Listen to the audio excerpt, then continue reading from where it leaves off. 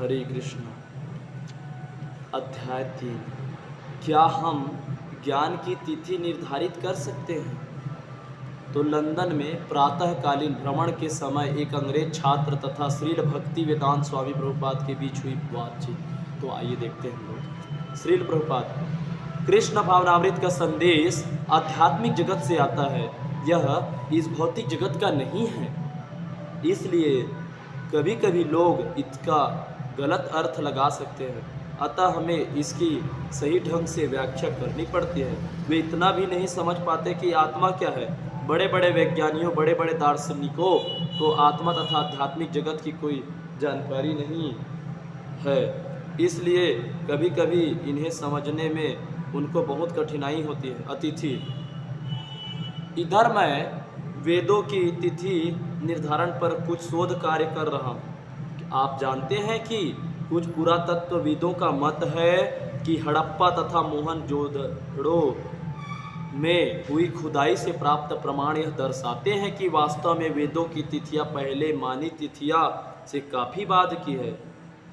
इससे वेदों की प्रामाणिकता पर एक सीमा तक अवरोह प्रतीत होगा, क्योंकि तब वे विश्व के सर्वाधिक प्राचीन धार्मिक शास्त्र नहीं लगेंगे, है ना। तो श्रील प्रभुपाद बोलते हैं कि वेद का अर्थ धर्म नहीं है, वेद का अर्थ तो ज्ञान है। इसलिए यदि आप ज्ञान के इस इतिहास का पता लगा सके तो आप वेद की उत्पत्ति तिथि का पता लगा सकते हैं। क्या आप यह पता लगा सकते हैं कि ज्ञान कब शुरू हुआ? क्या आप इसका पता लगा सकते हैं? तो अतिथि बोला, मैं नहीं समझता कि हम ऐसा कर सकते हैं। प्रभुपाद बोलते हैं, तो आप वेदों के इतिहास का पता कैसे लगा सकोगे? वेदों का अर्थ है ज्ञान, अतः सर्वप्रथम यह ज्ञात करो कि ज्ञान किस तिथि से शुरू हुआ, तब वेदों के काल का पता लगाओ। वेदों का इतिहास इस भौतिक जगत की सृष्टि की तिथि से शुरू हुआ। कोई व्यक्ति सृष्टि की तिथि नहीं बता सकता। सृष्टि का शुभारंभ ब्रह्मा के जन्म से होता है, और आप ब्रह्मा के एक दिन की माप की गणना तक नहीं कर सकते। ब्रह्मा की रात्रि के समय ब्रह्मांड का कुछ हद तक प्रलय हो जाता है, और ब्रह्मा के दिन के समय पुनः सृष्टि हो जाती है। प्रलय दो तरह का होता है, एक तो ब्रह्मा की रात्रि के समय, और एक अंतिम प्रलय होता है जिससे संपूर्ण प्रगट सृष्टि का संहार होता है। किंतु ये क्षुद्र मानव वेदों की तिथि के विषय में अनुमान लगाने में जुटे हैं, यह अत्यंत हास्यास्पद है। ऐसे अनेक सूक्ष्म जीवाणु होते हैं जो शाम को जन्मते हैं और प्रातःकाल होते ही होते मर जाते हैं। उनकी पूरी आयु एक रात की होती है। हमारा जीवन भी उसी तरह है। आप कौन सा इतिहास लिख सकते हो? इसलिए हम वैदिक ज्ञान वैदिक प्रमाणों से ही पाते हैं। मनुष्य को दादुर दार्शनिक नहीं होना चाहिए। क्या आप दादुर दर्शन के विषय में जानते हैं हो? दादुर महाशय मतलब मेढक ने कभी अटलांटिक महासागर नहीं देखा था। अतः जब किसी ने उसे बताया कि अरे मैंने बहुत बड़ा जल समूह देखा, तो श्री दादुर ने कहा, क्या हम इस कुएं से बड़ा है? अतिथि, हाँ, यह तो उसकी समझ से परे था। तो प्रभुपाद बोलता है, हाँ, उसी तरह ये विद्वान भी अपने अपने कुओं में सड़ रहे दादुर की तरह। भला ये वैदिक ज्ञान के बारे में क्या संभवतः क्या समझ पाएंगे? अतिथि, हाँ, मैं समझ रहा हूँ। विषयांतर के रूप में मैं सोचता हूँ कि क्या आप अनुभव करते हैं कि वेद इसकी पुष्टि करते हैं कि असल जीवन यानी जीवन का जो शुद्धतम रूप है वह प्रकृति के साथ साथ हम जिया जाता है, उसके विपरीत होकर नहीं, जैसा कि हम अपने शहरी प्रवेश में करते प्रतीत होते हैं। तो प्रभुपाद बोलते हैं, जी हाँ, असली जीवन का अर्थ यह है कि शारीरिक कार्यों को न्यूनतम किया जाए, जिससे समय बचाकर आध्यात्मिक ज्ञान में लगा जा सके। यही असली जीवन है। वर्तमान सभ्यता जो कि देहात्म पर आधारित है, पशु जीवन है, यह सभ्य जीवन नहीं है। अथात ब्रह्म जिज्ञासा, सभ्य जीवन तब शुरू होता है जब मनुष्य इतना प्रगत बन जाता है कि वह आत्मा के विषय में जिज्ञासा करने लगता है। किंतु जब ऐसी जिज्ञासा नहीं होती, जब लोग यह नहीं पूछते कि आत्मा क्या है, वे कुकर सूकरों के तरह होते हैं। वैदिक जीवन सिखाता है कि मनुष्य जहाँ तक संभव हो शारीरिक उत्पादों से मुक्त बने। इसीलिए वैदिक शिक्षा ब्रह्मचर्य से शुरू होती है, समझे आप। किंतु ये धूर्त अपने विषयी जीवन पर रोक नहीं लगा सकते।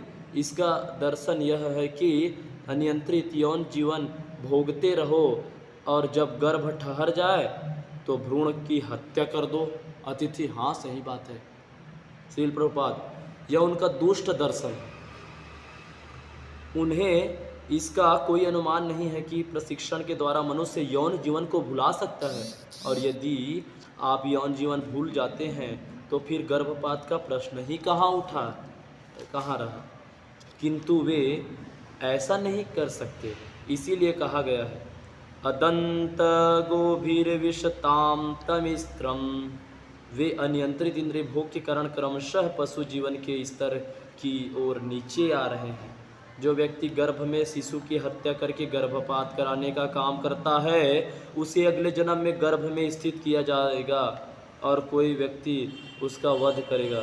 उसने जितने ही शिशुओं की हत्या की रहती है, उसे उतने ही गर्भ में रहना पड़ता है और उतनी ही बार उसका वध किया जाता है। इस तरह सैकड़ों वर्ष तक उसके लिए सूर्य प्रकाश को देख पाना संभव होता है, वह गर्भ में ही रहेगा। हरे कृष्णा। लोग प्रकृति के नियमों को नहीं जानते। मनुष्य राज्य नियम के उल्लंघन की तरह प्रकृति के नियमों का उल्लंघन नहीं कर सकता। मान लो कि आप किसी का वध कर देते हो तो चालबाजी से आप बच सकते हो, लेकिन आप प्रकृति के नियम से नहीं बच सकते। आपको जितने बार वध किया है उतनी ही बार गर्भ में आपकी हत्या की जाएगी, यही प्रकृति का नियम है। अतिथि बोले, अभी पिछले ही सप्ताह मैं एक नर्स से बात कर रहा था जो लंदन के एक मुख्य अस्पताल में गर्भपात विभाग में काम कर सकती है। यह बहुत ही विभत्स होता है। इनमें से कुछ भ्रूण इतने अधिक विकसित हो चुके हैं कि उसमें जीवन होने की प्रबल संभावना रहती। श्रील प्रभुपाद, संभावना का प्रश्न ही नहीं है। जीवन तो संभोग काल से ही शुरू हो जाता है। जीव अति लघु होता है, वह अपने कर्म के अनुसार प्रकृति के नियम द्वारा पिता के वीर्य में पोषित किया जाता है और माता के गर्भ में प्रविष्ट करा दिया जाता है। पुरुष तथा स्त्री के वीर्य तथा रज पायस बनाकर मटर के बराबर शरीर का निर्माण करते हैं। तत्पश्चात वह मटर जैसा शरीर धीरे धीरे बढ़ता है। वैदिक वाङ्मय में इसका वर्णन हुआ है। पहली अवस्था में 9 छिद्र प्रकट होते हैं। ये हैं कान, आँख, नथुने, मुँह, जननंग, गुदा। तत्पश्चात धीरे धीरे इंद्रियां विकसित होती है। साढ़े छः महीनों में सब कुछ पूर्ण हो जाता है और जीव की चेतना वापस आ जाती है। शरीर बनने के पूर्व जीव अचेत रहता है, मानो मूर्छा में हो। तब वह स्वप्न देखता है और फिर क्रमशः उसमें चेतना आती है। उस समय वह बाहर आने के लिए अत्यधिक अनिच्छुक रहता है, किंतु प्रकृति उसे धक्का देती है और वह बाहर आ जाता है।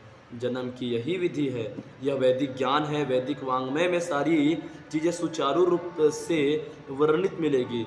इसलिए वेद इतिहास के अधीन कैसे हो सकते हैं, किंतु कठिनाई यह है कि हम जिन बातों के विषय में बोल रहे हैं वे आध्यात्मिक है। इसलिए कभी कभी निपट भौतिकतावादियों के लिए यह समझ पाना कठिन है।